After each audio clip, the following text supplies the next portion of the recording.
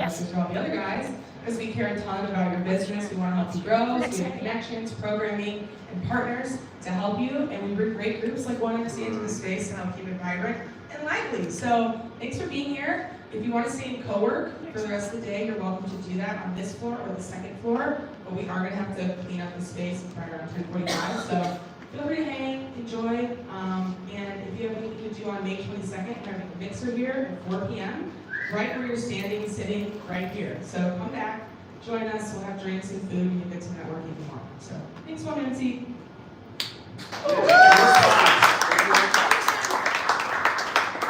There are empty seats. If you guys feel like you're just sort of roaming out there, please feel free to come up. It's so good to see familiar faces. It's also great to see new faces. Can you raise your hand if it's your first 1MC?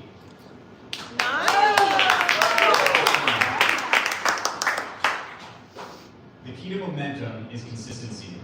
And this is one of the big reasons we do this. Every week we're here. We're educating, we're inspiring, we're connecting entrepreneurs. We have two lively presenters who will tell their story.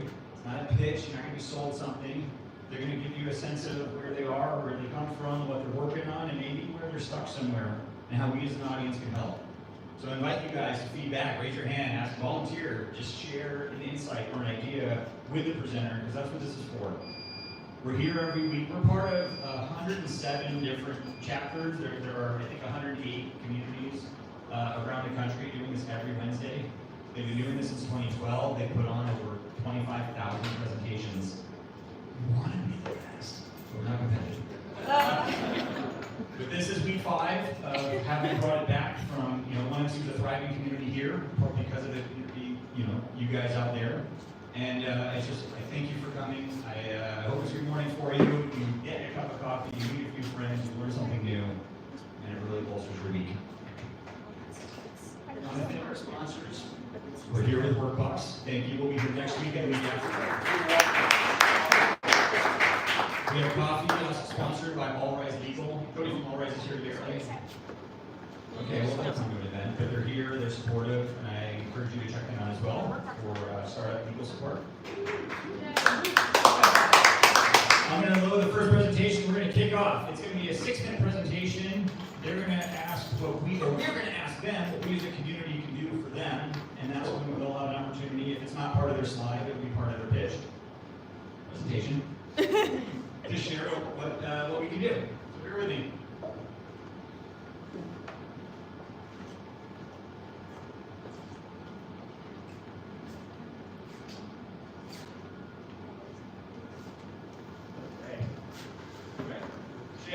Let's give Cheryl a standing ovation.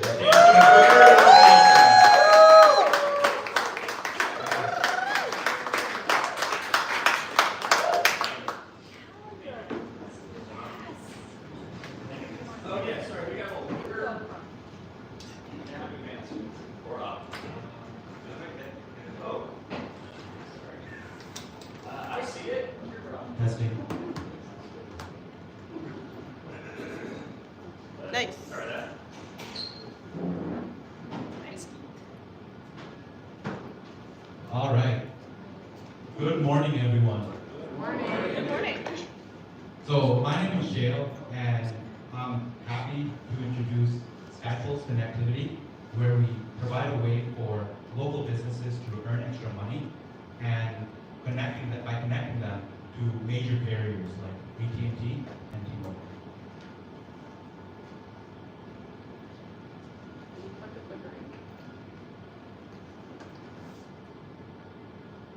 Might have hit the space. Did you plug it in, Stuart? Yeah.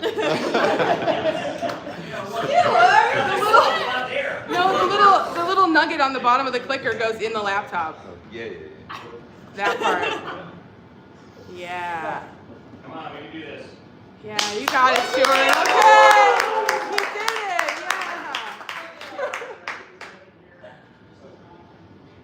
it. Yeah. Yeah, you're good. Yeah. Okay, is it working? Is it on? Okay. Yay! Woo! Okay, so I'll start with a little audience engagement. By show of hands, how many of you are struggling to find the Wi-Fi password inside of a restaurant or a boat? No? Every hand up. Wow, that's amazing. Okay, so how about when you go inside of a high rise and your signal's actually weaker, even though you're closer to the cell towers? Doesn't make sense. Yeah. Yep. All right. So you can probably also resonate with scrolling through unusually long terms and conditions and zooming into your phone as you're trying to find that checkbox so you can click and hit accept and finally get access to it. So, yep. So the reality is that your cell phone provider could care less that you don't have service in some locations. And just ask yourself, how long has this been an issue? For a decade? And what has AT&T or Comcast have done about it? The problem here is that the incentives are not aligned. You see, these telco companies are focused on large-scale, big-picture macro deployments, and frankly, don't care about concentrated, specific deployments or micro deployments into buildings or specific neighborhoods. While this problem is largely being ignored by big players, our cell phone usage has been skyrocketing in that same way. I mean, if you look at this chart, our cell phone usage is right here, which I'll call the demand, and the supply of cell towers is relatively flat and not meeting that demand. How is that okay? And what irks me the most, and frankly why I started working on this idea, is that it's us, the consumers, that lose out on the situation. I mean, we pay top dollars to our cell phone providers and carriers every month for less than ideal service. All right, so now that I've gotten you all riled up about monopolistic behavior by conglomerates and corporations, I'll just take a couple minutes to introduce myself and how I got into this business. So it all started in the early days of COVID when I was naturally spending more of my time online. And I came across amazing communities of entrepreneurs, founders, and creators, and it got me thinking about starting my own side business. I discovered the Helium Network, which is, for those of you that don't know, is built on Web3 and blockchain in order to track data usage and facilitate payments. That was actually the initial spark and led my curiosity to invest a little bit of my time, and I looked at the technology and continued to figure out ways to build a small fleet of hotspots with close friends and family. Fast forward to 2023 and 2024, I actually decided to quit my consulting job at Deloitte to pursue SkyPulse and this business full-time. Today, I'm happy to say that I'm profitable and excited for this next phase.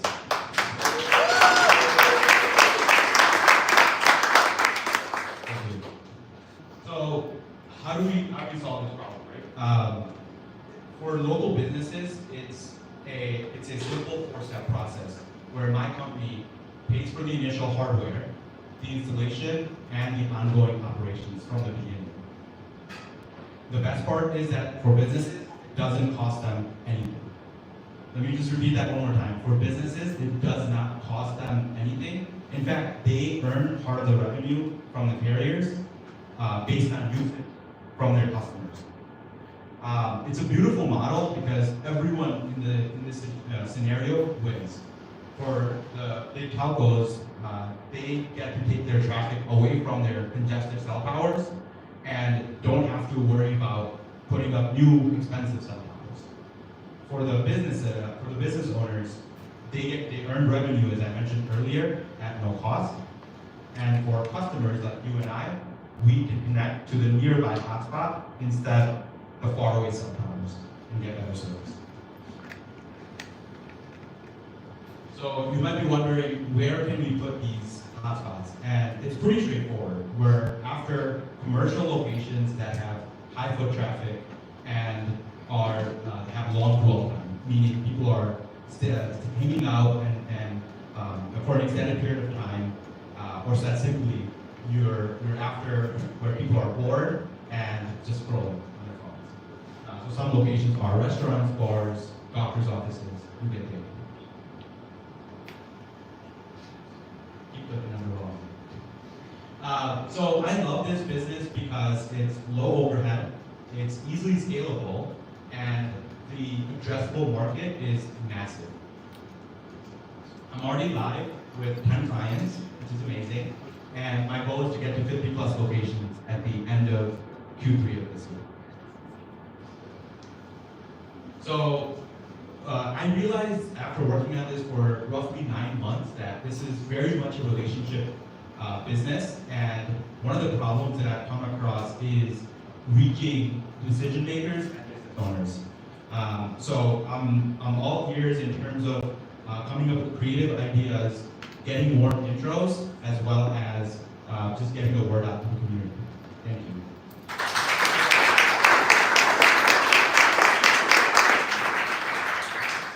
Can you tell us how you got the original 10? Yeah, it's a good question. Door to door, reaching out to a lot of mom and pop locations. So my strategy early on was to reach out to laundromats because people are staying there for an hour plus and on their phone. So majority of the time are laundromats. Great, good question, right out of the gate. I love sales. So, my name is Yves. I'm from last week. I'm in Chicago. And I would love talking to founders that are in this, not necessarily 0 to 1, but maybe like 1 to 5 stage, right? Leveraging your network can be uncomfortable. There's a lot of times you're worried about criticism on that network, things like that. But there's just sometimes there's just like, you gotta lean into like, who you know, and who they know, right? And, really ask people to refer some friends to help you get a little bit more, and then a little bit more.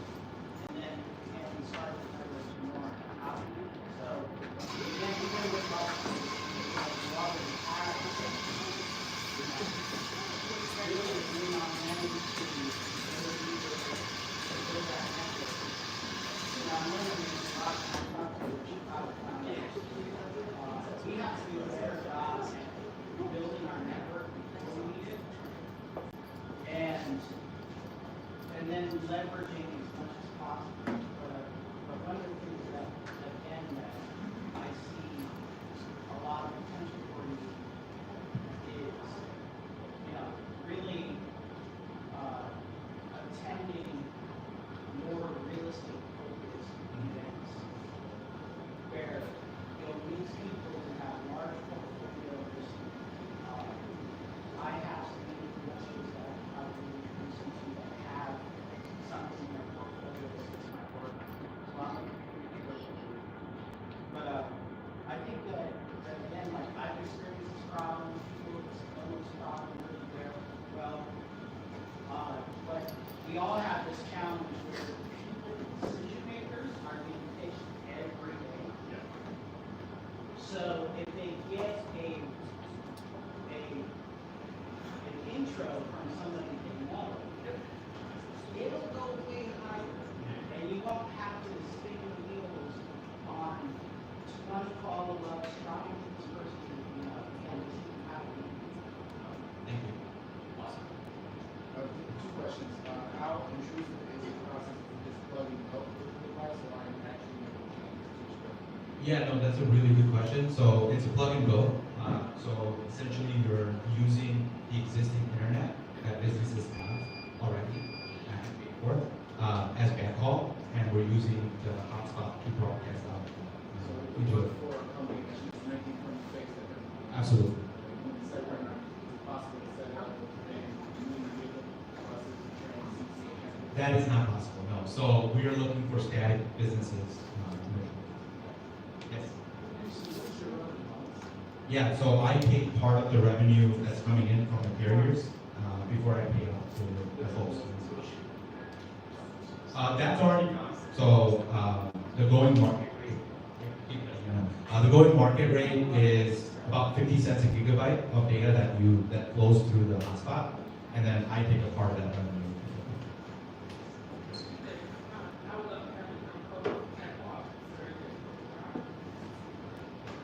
The other thing is, have you worked with Chamber of Commerce throughout the city? I mean, I can think of several areas within the city where it would be really helpful to have like a hotspot, like even along the street where I live.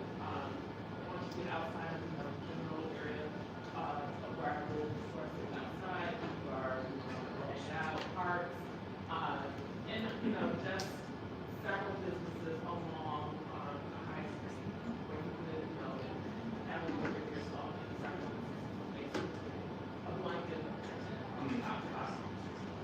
That's a really good point, and thank you for that suggestion. I just want to say one other route that I can take this, which is not-for-profit.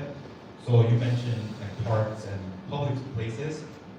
We can even do it where, let's just say there's grants available for things like this, where whatever you earn could go towards like a non-for-profit, right? So that way it's fully in a public place, and there's no one benefiting out of this. It could be charity or anything like that. So that's I was something. on the Chamber of Commerce, and I know that Chicago Park District is trying to roll out, hotspots for their field houses. I don't think that it has been rolled out in its entirety. There's probably so that might be another good avenue. Yes. In terms of the maintenance, like, do you have technicians that are kind of network focused? How do you kind of go through and make sure you're maintaining the standard? Yeah, for sure. So the beauty of this model is that there is that initial setup, and there is monitoring to make sure that it's working. But it's straightforward in the way that, hey, you connect the Ethernet cable, right? And there's no other maintenance whatsoever. There's quality check, meaning there has to be standards for the carriers to offload data to this. So there has to be, certain speed and latency and all of that. And then it's just monitoring to make sure it's working.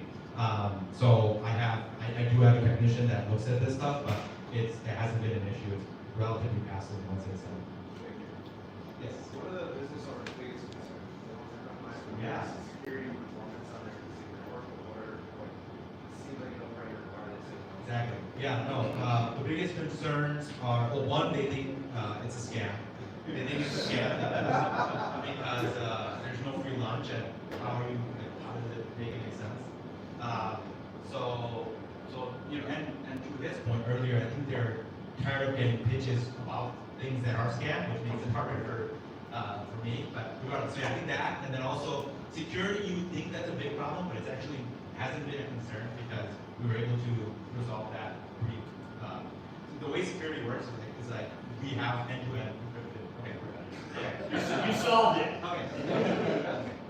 What's up? There was just one more thing that I was gonna add to that, like, this is kind of like the different first tech market that built up, like, these businesses have all kinds of young people coming in, pitching ideas relentlessly, and it's like, oh, I just switched over to POS system, I just did this, and it's just like, God, business coming in. Yeah. Imagine, again, you're a coffee shop owner in the Bay Area, how many pitches have you done, right?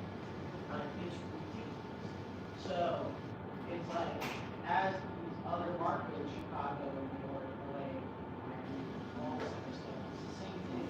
These mom and pop businesses are overwhelmed. They don't really get a chance to get out the first 3 to 5 seconds. So it's hard. If you know somebody that you trust, or you see the miles come right away, they'll give you the Awesome.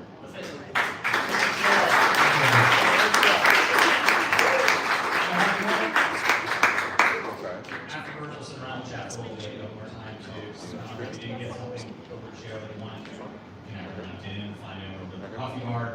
Let's welcome up Gary on the preliminary presentation. Give me the standing ovation for Gary.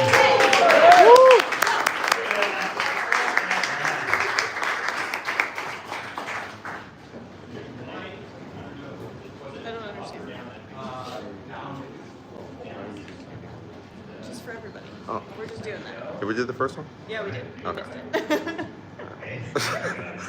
I was like, It's what? actually my first time here, so we're still learning. Sorry, it's All on right, my before we stand. begin, how many entrepreneurs are here? Raise your hand if you're awesome. How many of you guys are pre-revenue or startup?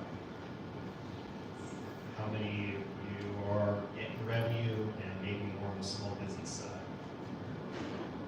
All right. This is up. All right, so that's a blurry picture of me. So I'm Gary, and I'm the founder of an agency called Zen Anchor Digital. My background is I work in digital marketing. I've been doing it for over 15 years. I started a business called Analytics Games back in 2023, which was a subsidiary of our ad agency. The purpose of Analytics Games was to migrate our clients over to Google Analytics 4. I'm getting very specific here, but before I get into what Analytics Games is and what Google Analytics 4 is, just background on me, I lean into a lot of sailing metaphors because I sail on Lake Michigan, and so that's embedded in all of our branding. I'll be sailing tonight, so yeah, excited for the show. Another thing, I play Wrigley hockey actually tonight too, Johnny. So yeah, also on Lake Michigan. That's on Lake Michigan. But yeah, my background though, I've worked with corporate and small business. I actually am originally from New York. I moved to Chicago because I worked with an insurance agency that was acquired by Gallagher Insurance. And Gallagher is still one of our clients today. Also working with companies like Ace Budget Group and today some of our clients, Costco and Airtel. So, what is Analytics Mates? Before we can explain what Analytics Mates is, I want to explain what Analytics is. How many of you guys are familiar with Analytics? Awesome.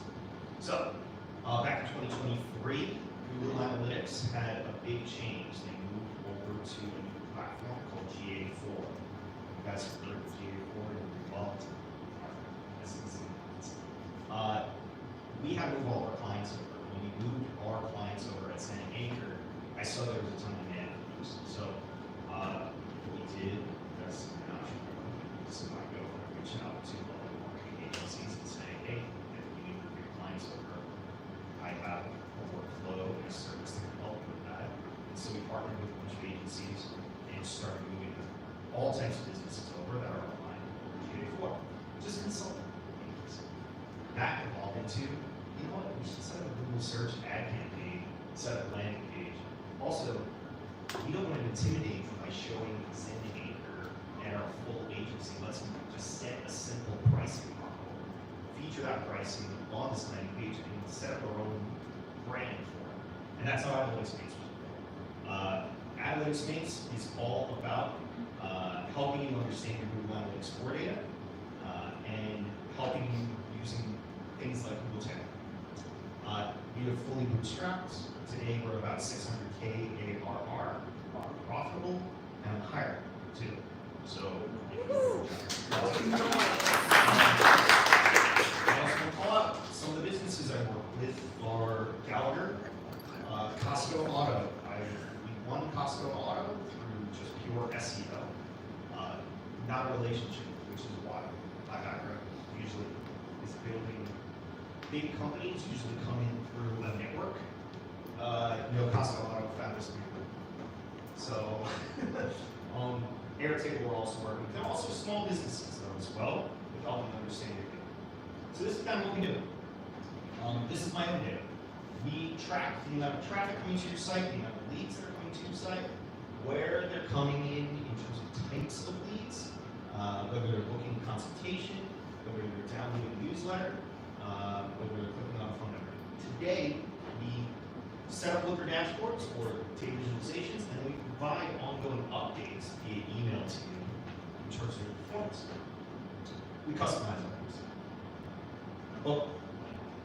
But today, in 2025, where we're moving towards is building an AI agent for ourselves and for our business clients. So, how many of you guys are familiar with AI agents? Awesome. So, the first wave was for us to build what we call the Navigator. It's a ChatGPT interface, so you can discuss the data directly. ChatGPT interface so that you can better understand how much traffic, how many leads you got. But we're working right now on a few other features. The big one I want to focus on is passageways, which are automated workflows that can help you analyze campaign performance and get actionable recommendations on your data. And so that's what brought me here and opens it up to Q&A, because as we're working on this new product, I'm looking for recommendations on areas that we should focus on with our marketing analytics. So things such as, I want to understand what people want to know about their marketing campaigns. What reports do you use today, either on a daily, weekly, monthly, or quarterly basis for marketing metrics? And what insights do you wish you actually have? That's what I'm doing. So, thank you.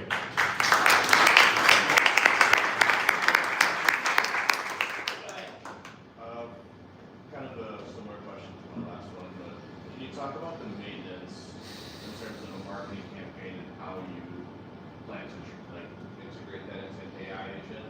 And can you just talk about that kind of workflow a little bit for someone that's new to that role?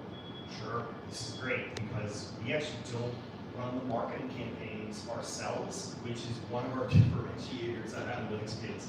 We help analyze whether the marketing campaign is successful or not. And so, in terms of ongoing maintenance, we provide a dashboard that allows you to look at the real-time data. But our original model was that you would pay a monthly retainer, and you could just email us and contact us and open the ticket so that we can help you better understand your report and ask for recommendations. Where we're evolving towards is using a GPT-like interface so that you can get those inquiries. You can submit those inquiries and get an answer immediately. So, yeah, it's a little bit less ongoing. Yeah, so from the last presentation, and great presentation by the way, one of the things that came up a lot was like a lot of tech companies pitching to business owners or pitching to startups. So in your case, what's the main differentiator between when we're talking about your business and analytics and maybe some competitors or in the startup mind frame, like how is your business different? So there's no investors in it. So our big differentiator originally, which I know is sometimes a challenge, it was affordability. We positioned ourselves as one of the most affordable options. We were charging $499 to migrate folks over. If you went to a traditional agency, it would cost you tens of thousands of dollars. And the reason we were able to do that is because we were not offering all of the, you'd have one individual, one specialist on your account that automated almost all of the migration and setup for you. So it's a software solution more than anything else. But today, the differentiator is actually brands and the credibility that we've built. And so we have built a reputation. Right before I came up here, we get leads through SEO.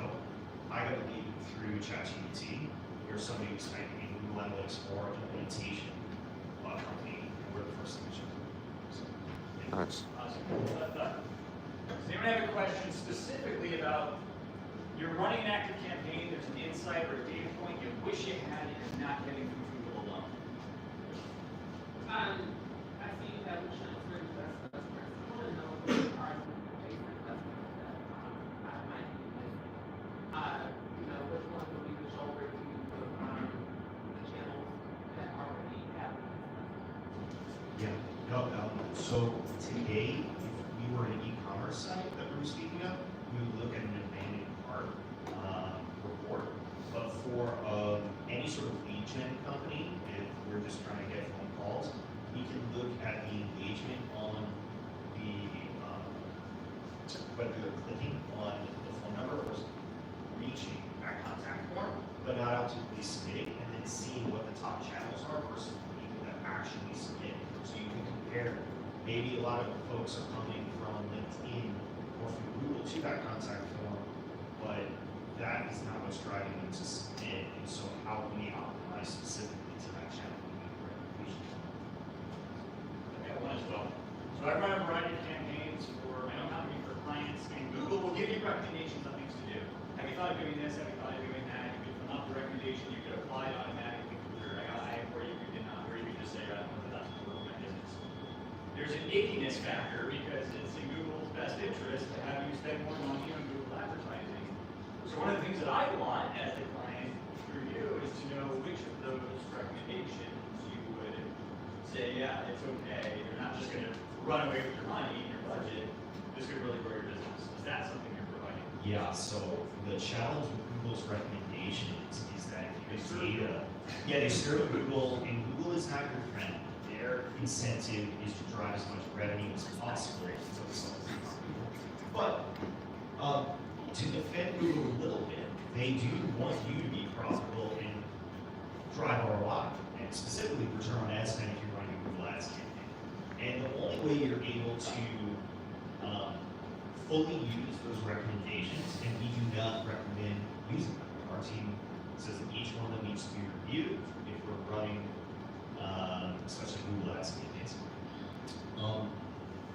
The only way you would, though, is if your data and your conversion tracking is as tight as possible. So we would be able to assess that during our process. Like, are we really tracking revenue and profitability and feeding that data back to Google properly so that those recommendations are useful?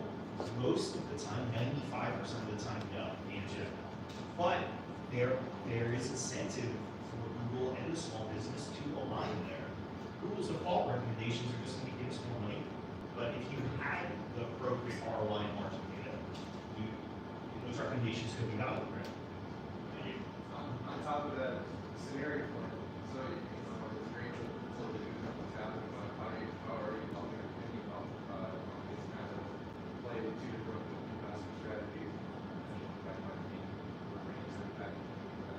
Yeah, so that is something I'm working on with Radar, which is one of the features. So Navigator was really going to represent your GPT, like your chat interface. The logbook would allow you to save certain reports that you could just reference against previous chats that you want in. Passageways is what we're kind of covering, which would be automated workflows that you use in the AI agent for. Radar would be proactive alerts around trends that we're seeing based off of our existing clients at a macro level. So we can combine things as, hey, Black Friday is coming up, or these major holidays, so we see there's a ton of demand coming up, or costs are rising, media costs, for example. And so we'll give you a heads up beforehand to prepare for that. In terms of forecasting, though, for like A/B situations, that's a great idea. It's not something that I've considered, but it's definitely possible. Yeah. Awesome. In relationship to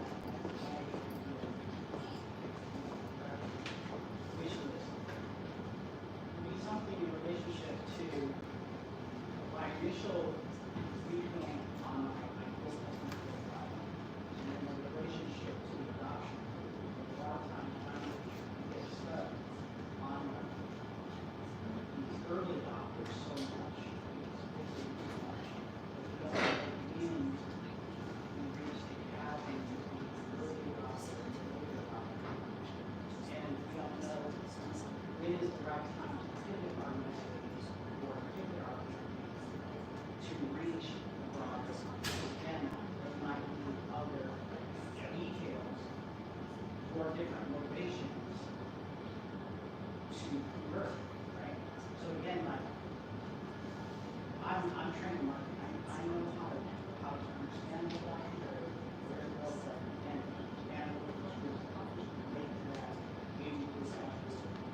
So again, ideal customer profile, there's recommendation for them to say, hey, maybe keep this in this space. It's a great question because it's something that we work with some of our enterprise partners with all these startups. You're looking at it from a startup lens, but it's cohort analysis based off of where they stand in terms of the use of the product or based on the lifetime value of that customer. And there are ways in which we can build reporting to identify the folks that are about to become the next wave. They're no longer the early adopters of people that are just dabbling with your products, and there's opportunity to sell or to run into a more profitable customer or a more engaged, user. That is something that we worked on pretty heavily with companies in the past. So, yeah. One last, quick questions. Understand, so paid's not a fit for every business, per se, depending on the size and budget. Help me understand when is a good fit for whatever you need to do. So, for example, Coca-Cola is small business. You might not know what those are.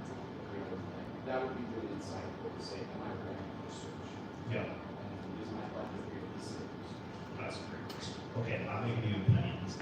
Let's not, let's hold that thought. Oh, that's a suggestion. That's a great suggestion. I'm gonna take that mic.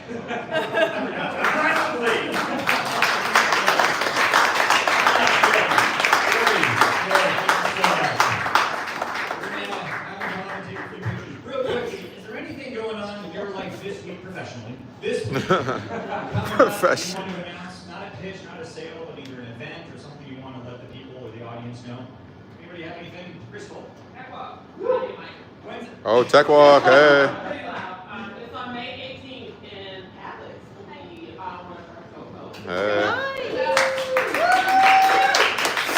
All the way in the back. Also join us on the 606 at 10 a.m. On Sunday, May 18th. I'm sure the weather can be glorious. I hope to see you there. Woo. Thank you. Anybody else? Scale up tomorrow. I will be moderating a session on innovation without breaking the bank. There are more speakers. It's going to be very good content. 1871's hosting Scale Up, the big event of the year. It's at BMO on South Canal. Lots of BMOs, South Canal. Anybody in supply chain? Supply chain. Oop.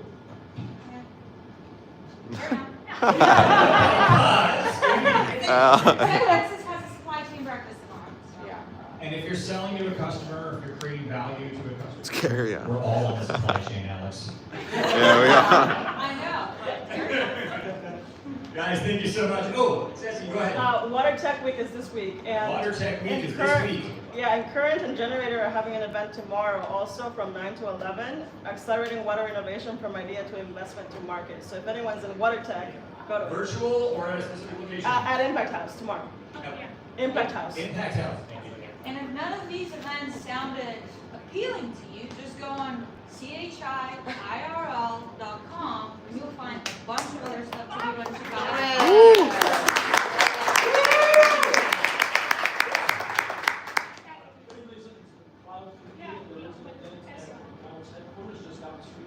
Nice. Randolph Street, it's called Global Azure. Some of it Oh, will be Global technology Azure, related, some of Microsoft. it will be business case related, so it's Nice. everyone there. Global Azure. When is that? That is on this Friday from 9 a.m. to 3 p.m. You have to register on Eventbrite. Global Azure. Nice. Thank you so much. Thank you so much. Thanks. Big event next Wednesday. Next Wednesday, Right here. 9 a.m. at work. Next week at 1MC. Please follow us on LinkedIn. Please follow us on Instagram. And if you'd like to be a presenter, there's a QR code here, and there's Lauren Asher in the back. Hi, Lauren. If you're looking to present, you want to tell your story, you want to get some feedback from the audience, this is what it's like. Keep coming back every week. Volunteer to present, volunteer to work with us, volunteer to sponsor, and have a great week. Thanks. The big reveal.